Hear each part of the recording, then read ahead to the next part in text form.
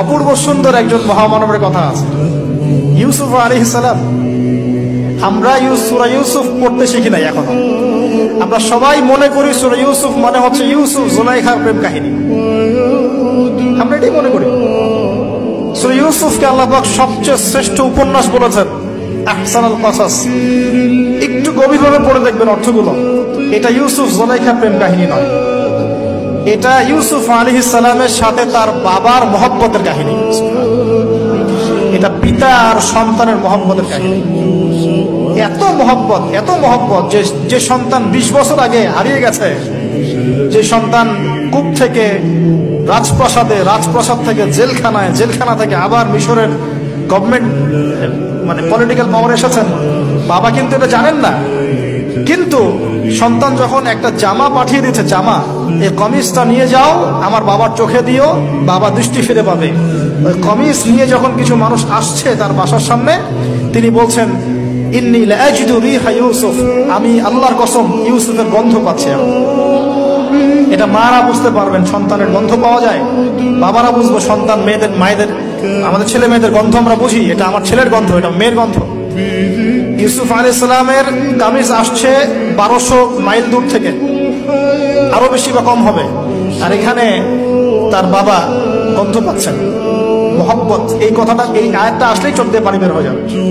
ইন্নী লাআজিদু রিহা ইউসুফ, আমি ইউসুফের গন্ধ পাচ্ছি। আর মানুষ বলছে আপনি পাগল হয়ে গেছেন, কতদিন আগে ইউসুফ চলে গেল, আপনি ইউসুফের কথা বলতে বলতে বলতে বলতে চোখ বন্ধ করে ফেললেন কাঁদতে কাঁদতে, এখন বলছেন ইউসুফের গন্ধ পাচ্ছেন।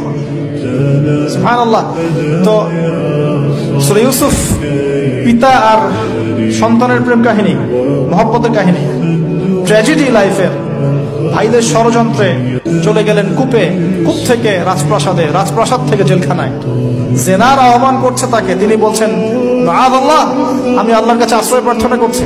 এখানে আমরা সূরা ইউসুফ পড়তে গিয়ে ইউসুফ আলাইহিস সালামের বাহ্যিক সৌন্দর্য নিয়ে কথা বলি, তার চরিত্র, তার বাহ্যিক সৌন্দর্য অনেক বেশি সুন্দর। সূরা ইউসুফ আলাইহিস সালামের এই যে জেনা থেকে মুক্ত থাকার শিক্ষা, এটা যদি আমাদের যুব সমাজ নিতে পারে, ইনশাআল্লাহ অর্ধেক কাজ হয়ে যাবে ইনশাআল্লাহ।